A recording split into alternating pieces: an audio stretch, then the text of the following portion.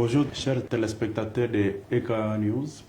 Aujourd'hui, nous recevons un grand homme dans ces studios, dans nos studios. C'est un auteur et conférencier, mais aussi pasteur. Il va se présenter. Oui, bonjour encore une fois, téléspectateurs et EKA News. Et merci aussi, chers journalistes, de me recevoir dans votre cadre. Effectivement, je suis pasteur évangéliste Sam Kasereka. J'évolue au niveau de l'Ouganda et aujourd'hui je suis là dans le cadre de la mission où nous continuons avec nos œuvres évangéliques, mais aussi je suis là dans le cadre de lancement de mon prochain livre parce que je suis aussi auteur et conférencier. Je suis marié, père de 3 enfants et voilà. Oui, vous venez de dire que vous êtes pasteur et que vous êtes là pour une mission évangélique. Est-ce qu'on peut savoir d'abord dans quel ministère vous intervenez et où se situe votre temple, votre église au niveau de la ville de Butembo? Oh, je suis un serviteur de Dieu dans la communauté, la grande communauté de la CBK, communauté baptiste au centre de l'Afrique, mais je suis beaucoup plus missionnaire au niveau de l'Ouganda.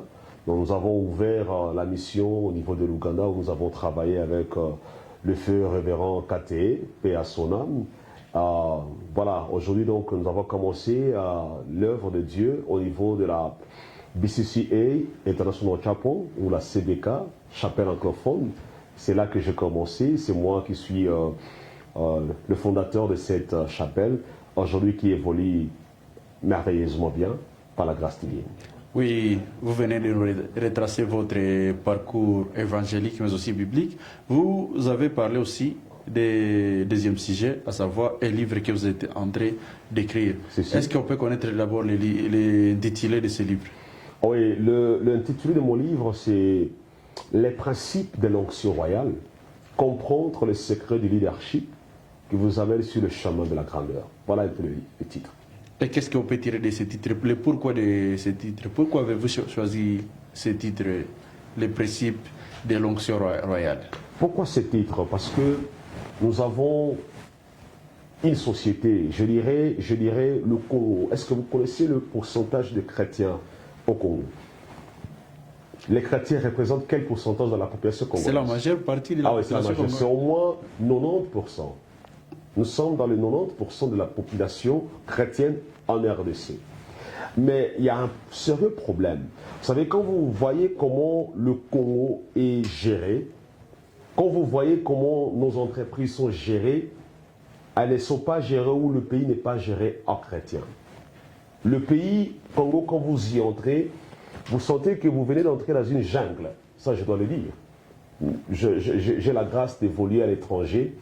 Quand vous entrez dans le pays, quand vous mettez vos pieds au Congo, vous sentez que vous venez d'entrer dans l'enfer.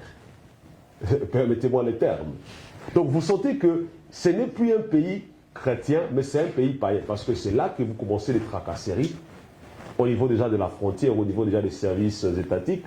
C'est là que vous commencez les mauvaises routes, sans je dois vous le dire, parce que vous pouvez quitter Mombasa jusqu'à Mbondoué. D'accord? Sur le goudron, hein. Vous voyez. Mais quand vous piétinez au Congo, c'est la catastrophe qui commence. Et ça, c'est presque partout dans toutes les frontières. Parce que si vous venez du côté de Arua, en Ouganda, vous arrivez au niveau de Aru. Le goudron stop. Quand vous arrivez au niveau de Kassindi, le goudron stop. Donc vous sentez vraiment qu'il y a un problème sérieux de leadership dans le pays. Le Congo n'est pas géré en reflétant la foi chrétienne qui est de la majeure partie de la population.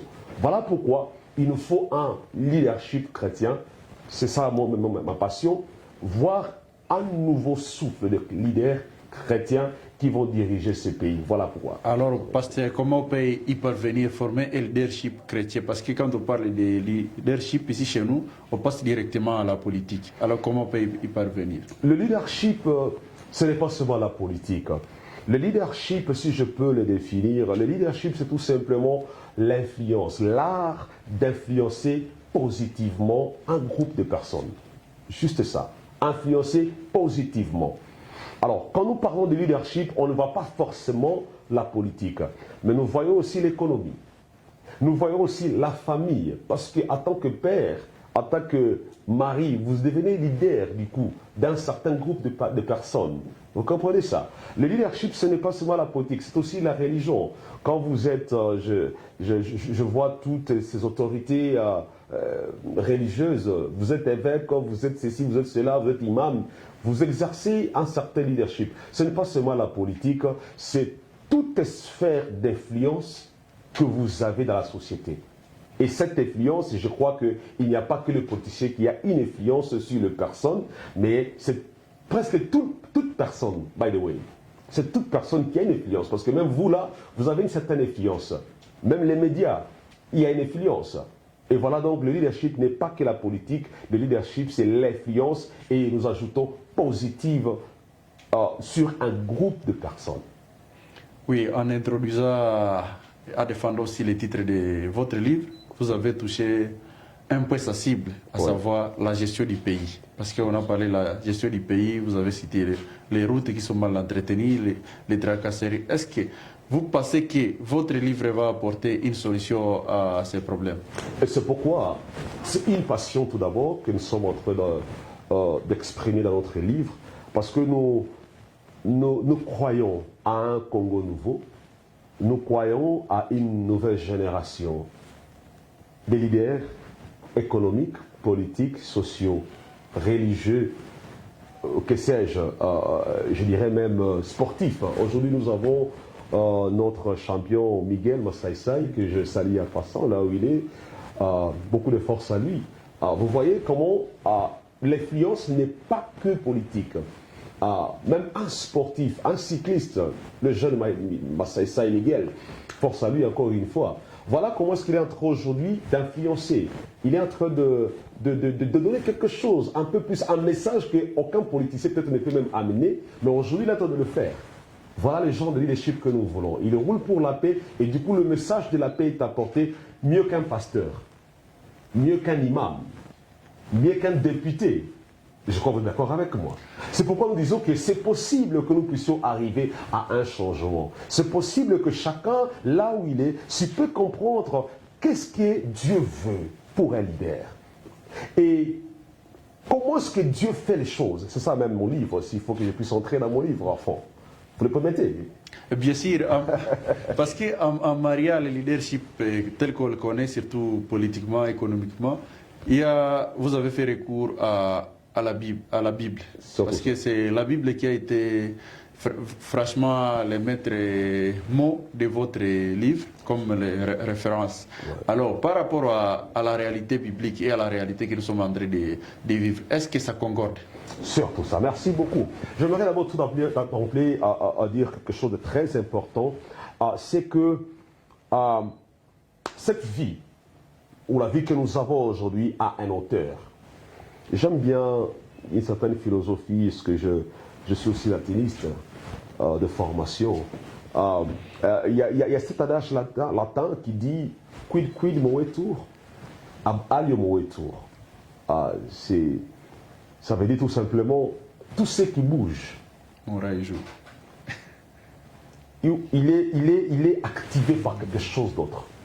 Donc si vous voyez quelque chose bouger, c'est qu'il y a une chose qui est en train de la faire bouger. Vous comprenez ça? Un arbre ne peut pas bouger parce que c'est... Non, il y a un vent qui les bouge. Vous comprenez?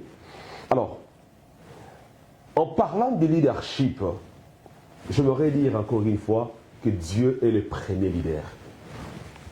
Si vous voulez avoir un bon leadership, vous ne pouvez pas aller loin de Dieu et penser que vous aurez un bon leadership. Non. C'est pourquoi nous devons toujours rentrer dans la Bible.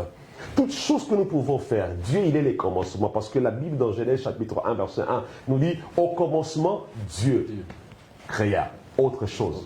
Mais le commencement, c'est qui? C'est Dieu. Et quand Dieu est le commencement de quelque chose, je vous dis certainement qu'il y a la réussite qui va s'en suivre. C'est pourquoi notre leadership aujourd'hui, nous devons le calquer sur le modèle biblique.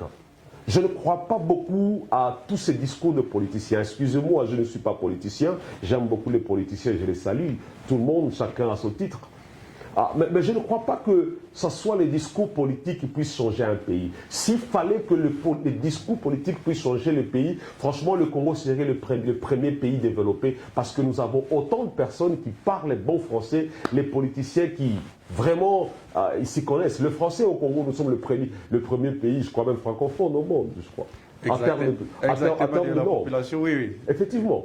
Mais combien de discours politiques n'ont pas changé ces pays? Combien de projets, si ce sont les ONG qui doivent développer le Congo serait le mieux développé. Mais parce que tous ces gens-là, ils ne sont pas en train de se ressourcer à la source. Voilà pourquoi aujourd'hui, nous avons tous ces discours creux, nous avons tous des discours slogans, nous avons tous ces discours vides d'essence, parce que Dieu n'est pas dedans.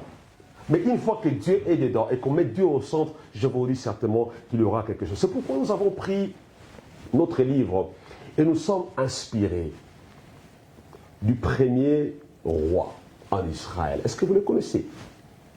Qui fut le premier roi d'Israël? Il s'appelle Saul. Il s'appelle Saul. Saul est le premier roi d'Israël. Alors nous sommes dans le livre de 1 Samuel chapitre 9. Si vous avez le temps, vous allez les lire.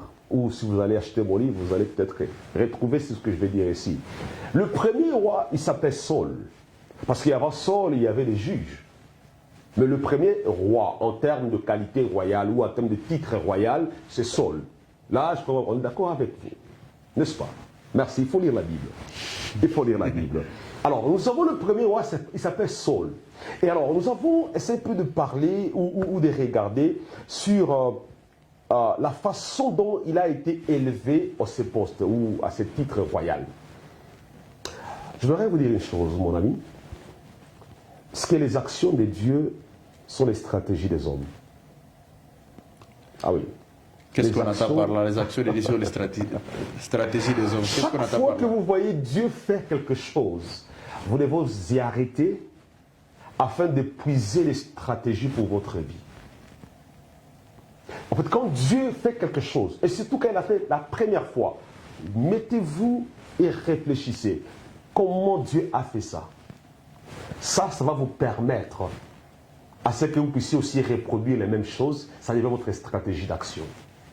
Là où il a agi, ça devient votre stratégie. C'est pourquoi je dis, quand nous voyons Dieu choisir le premier roi d'Israël, nous devons nous mettre. Alors, c'est dans 1 Samuel chapitre 9 que nous voyons un peu l'histoire du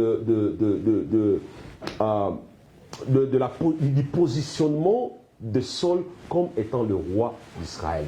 Alors, qu'est-ce qui s'est passé dans cet épisode, dans cette histoire?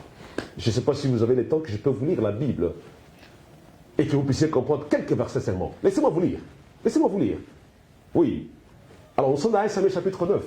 Je commence au verset 1. La Bible dit ceci. J'ai dit au puissant de Jésus. Dites Amen. Dites Amen. C'est beau. Il y avait un homme. Est-ce que vous êtes chrétien du coup? Bon, là, il faut quand même que je sache si vous êtes chrétien ou pas.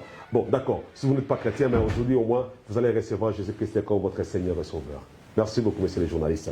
Alors, j'ai lu dans 1 Samuel chapitre 9, du verset 1 au verset 6, je vous épargne la longue lecture. Il y avait un homme de Benjamin nommé Kis, fils d'Abiel, fils de Téror, fils de Bécorat, fils d'Apiak, fils de Benjamite. C'était un homme fort et vaillant. Il avait un fils du nom de Saul, jeune et beau. Là, il faut noter, hein. Il faut noter. Jeune et beau. Plus beau qu'aucun enfant d'Israël. Et les dépassant toutes de la tête. Je comprenais un peu. Allons-y, non, monsieur le journaliste. Les années de Kis, père de Saul, s'égarèrent. Et Kis dit à Saul, son fils, prends avec toi l'un des serviteurs, lève-toi, va et cherche les ânesses. Et il passa la montagne d'Éphraïm et traversa le pays des Chalisha sans les trouver. Ils passèrent par le pays des Chalim et ils n'étaient pas. Ils parcouraient le pays des Benjamites et ils ne les retrouvèrent pas. Ils étaient arrivés dans le pays de Touf lorsque Saul dit à son serviteur qui l'accompagnait, viens, retournons de peur que mon père, oubliant les ânesses, ne soit à peine de nous. Le serviteur lui dit, voici il y a dans cette ville un homme de Dieu. Ça vous comprenez? Et c'est un homme considéré, tout ce qu'il dit ne manque pas d'arriver. Allons-y donc. Peut-être nous fera-t-il connaître le chemin par lequel nous devons prendre. Le chemin que nous devons prendre. Je m'arrête là, juste vous donner les contextes bibliques et le texte biblique sur lequel nous sommes en train de nous appuyer, sur le chapitre 9 de 1 Samuel. Alors, vous voyez déjà que, et là je vais vous donner le premier principe. Le premier principe que je parle, que je développe dans mon livre. Vous allez à développer combien d'abord? J'en ai développé 21 principes. 21 principes. Ah oui, 21 principes dans mon livre. Il faut l'acheter pour que vous puissiez, parce qu'on n'aura pas le temps de parler de tous les principes. Je crois que ça va vous aider. Alors, le premier principe, nous sommes en train de développer ces textes. Nous faisons l'exégèse de ces textes. Alors, le premier principe que je tire dans cette histoire de la nomination ou de l'élévation de Saul comme étant le premier roi d'Israël, c'est le principe que j'appelle le principe de non-exclusion. Principe de non-exclusion. Alors vous allez comprendre une chose. Alors qu'est-ce qu'on doit attendre par principe de non-exclusion? Voilà, voilà. C'est très important de le comprendre. Et heureusement aussi que d'autres amis au niveau des caméras, que Dieu vous bénisse aussi, vous êtes là. Et ça doit aussi vous inspirer. Le principe de non-exclusion. Et là, je vais rentrer un peu dans la Bible. Si vous êtes lecteur de la Bible, vous allez me comprendre. Si vous ne l'êtes pas, je crois que vous allez vous efforcer. Je vais m'efforcer de me faire comprendre auprès de vous. Merci. Genèse chapitre 49. Alors, verset 1. Alors, non, là nous sommes dans 1 Samuel chapitre 9, verset 1. Vous voyez? La Bible dit quoi? Il y avait un homme de Benjamin nommé Kis. Un homme de Benjamin. Voilà. Benjamin, c'est une tribu d'Israël. D'accord. Benjamin, c'est... Il y a combien de tribus en Israël? Monsieur le journaliste, je dois vous informer qu'il y a 12 tribus. On connaît Benjamin comme le dernier fils. Voilà, c'est le dernier fils de Jacob, oui. Mais aussi qui a affronté, qui est devenu une tribu de Benjamin. Alors, Benjamin, c'est le fils ou le fils cadet de Jacob. D'accord? Le fils cadet de Jacob. Parce qu'on l'appelle les Benjamites. Donc il est de la tribu de Benjamin. Mais écoutez ceci. 1 Samuel vient après. Genèse, c'est le premier livre de la Bible. Oui.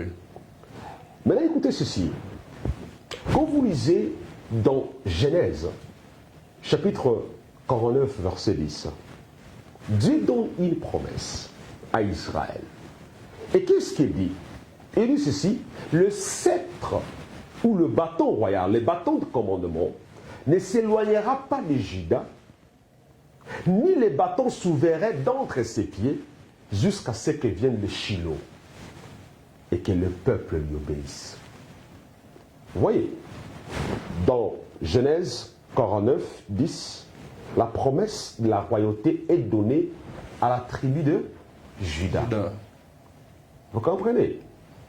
Mais écoutez, quand on arrive à 1 Samuel, lorsqu'il faut prendre le premier roi d'Israël, Dieu n'a pas dit dans 1 Samuel 9, il y avait un homme de Juda, mais il y avait un homme de Benjamin.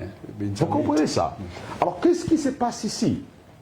Alors que c'est Juda qui doit avoir la lignée royale, parce que même Jésus-Christ, il est de la tribu de Juda. David est de la tribu de Juda. Mais ce qui m'étonne ici, c'est cette tournure que Dieu prend. Au lieu de commencer avec Juda, il ne commence pas avec Juda, il commence par qui? Par Benjamin. Vous comprenez ça? Je comprends une chose. Parce que la Bible dit que Dieu ne fait pas d'acception à personne. Dieu, il est souverain. Et ça, je dois le dire, et ça doit vous motiver, et ça doit rester dans votre esprit, c'est que il y a des choses que tes origines, quand Dieu t'a choisi, ça ne dépend pas des origines que tu as, mais ça dépend de sa volonté, de celui qui a dit que ça sera pour toi. D'accord? Écoutez, Benjamin n'est pas celui qui est désigné à être roi. Donc, si Saul pouvait se voir, il pouvait dire: non, Dieu, tu t'es trompé d'adresse. Parce que je ne suis pas qui? Je ne suis pas de Juda. qui est de la lignée royale. Alors, le leadership, ça vous devez le comprendre. C'est là où je voulais advenir. Voilà. Qu'est-ce que ça va aider par rapport au leadership au niveau local, au niveau national, dans notre contexte actuel? Vous devez le comprendre ceci, c'est que même vous, vous êtes appelé à être leader. Nous ne croyons pas au leadership né. Oui, il y a des théories sur le leadership, il y a des leaders nés, mais nous croyons qu'il y a aussi des leaders développés, où on peut développer des aptitudes de leadership. Et ça, c'est plus important. C'est que vous êtes là, dans votre lignée, peut-être, vous n'avez jamais été même, peut-être votre père n'a jamais été un chef de quartier. Peut-être que dans votre famille, lignée maternelle et lignée paternelle, il n'y a jamais eu un seul député. Mais j'aimerais vous dire que ça ne dépend pas de tout ce qui s'est passé dans votre famille. Vous aussi, vous êtes qualifié. Aujourd'hui, j'aimerais dire encore une fois ce qu'est la grandeur. Parce que nous parlons de la grandeur, nous parlons de l'élévation. Ça ne regarde pas les origines familiales. Mais toute personne qui peut se disposer ou se prédisposer à accéder à la grandeur, elle est disponible pour elle. Tu n'es pas de Judas, mais tu es prêt à devenir roi, tu peux l'être en état benjamite. C'est ça le principe. Donc personne n'est exclu. Ne vous voyez pas vos origines, ne voyez pas votre village, ne voyez pas votre statut social. J'aimerais vous informer aujourd'hui ce que Dieu a un plan merveilleux pour vous et les rêves que vous avez, tout ce que vous avez, vous pouvez arriver à atteindre vos rêves, peu importe vos origines. Voilà le premier principe. Eh bien, pasteur, nous sommes presque à la fin de notre émission de ce jour. J'aimerais que vous nous fassiez tout simplement la synthèse de ces principes de non-exclusion, parce que c'est la première de plusieurs émissions que nous allons réaliser avec vous sur les livres, la rencontre, les principes de l'onction royale que nous allons réaliser avec vous. Et là, on vient de définir les premiers principes avec vous. Vous avez bien mentionné les principes de non-exclusion. Est-ce que vous pouvez faire la synthèse et quel est l'impact de ces principes par rapport à notre vie quotidienne, mais aussi par rapport au leadership local, national de notre pays? La synthèse est celle-ci, très simple. Écoutez, là où vous êtes, comprenez que vous êtes un leader. Peu importe vos origines, peu importe votre sexe, masculin ou féminin. J'aimerais tout simplement dire que vous n'avez pas à vous courber, vous n'avez pas à vous rétracter dans votre passé, vous n'avez pas à vous apitoyer sur votre condition sociale, vous n'avez pas à rester dans un carquois d'une situation donnée, mais vous aussi, vous êtes sélectionné à des choses et acquérir les promesses que Dieu vous a promises dans votre vie. Ça ne dépend pas de vos origines, ça ne dépend pas de là où vous venez, de la condition de votre famille. Quand Dieu vous a appelé, vous pouvez atteindre vos objectifs. Quand Dieu vous a sélectionné, vous pouvez y arriver parce qu'il vous a appelé. Vous êtes benjamite, mais vous pouvez aussi devenir roi. Il n'y a pas que ceux de la tribu de Juda. Aujourd'hui, j'aime beaucoup notre ville. Vous savez, aujourd'hui, la ville de Butembo, c'est une ville qui se développe et j'aime beaucoup de nouvelles figures. Des gens qu'on ne connaissait pas. Vous voyez, aujourd'hui, il y a beaucoup de riches, beaucoup de millionnaires. Je salue beaucoup toute la tribu Nandé. Coup de chapeau à vous, parce qu'aujourd'hui, vous montrez que ce n'est pas parce que tu es né d'une famille pauvre que tu dois rester pauvre. Non. Aujourd'hui, je vois plusieurs jeunes, des millionnaires, construire des grandes maisons, et on se demande, il est l'enfant de qui? On ne sait même pas son père. Mais parce qu'il a cru en ses rêves, parce qu'il a déployé son potentiel, aujourd'hui, ils sont en train d'émerger. Voilà que tout le monde peut émerger, tout le monde peut atteindre l'excellence, peu importe les origines, peu importe le background familial, c'est possible d'atteindre le rêve, c'est possible d'atteindre le sommet, c'est possible de devenir roi n'étant pas de la lignée royale. Que Dieu bénisse son peuple j'aimerais prier avec tout le monde, prier pour le rêve de chacun, si vous le permettez, monsieur le journaliste, afin de conclure notre émission. Afin de conclure l'émission, et comme c'est une émission purement religieuse, on va vous l'accorder quand même. Seigneur, je te bénis pour mes auditeurs, mes téléspectateurs, et merci parce que tu ne les as pas exclus. Merci parce que ces rêves qu'il a, ce rêve qu'elle a, ça va se réaliser au nom puissant de Jésus-Christ. Père, merci parce que tu les as sélectionnés et chacun va atteindre ce que tu as promis, ce que tu as appelé. Bénis chacun, bénis ses rêves au nom de Jésus-Christ. Amen. Amen. Rendez-vous au sommet, rendez-vous sur le fauteuil royal. Que Dieu vous bénisse. Ok, merci beaucoup, pasteur, d'avoir répondu à nos différentes questions dans ces présents numéros de ECA News. Et merci à tous les téléspectateurs qui étaient avec nous au fil du temps, qui ont patienté. Nous vous fixons rendez-vous dans un prochain numéro.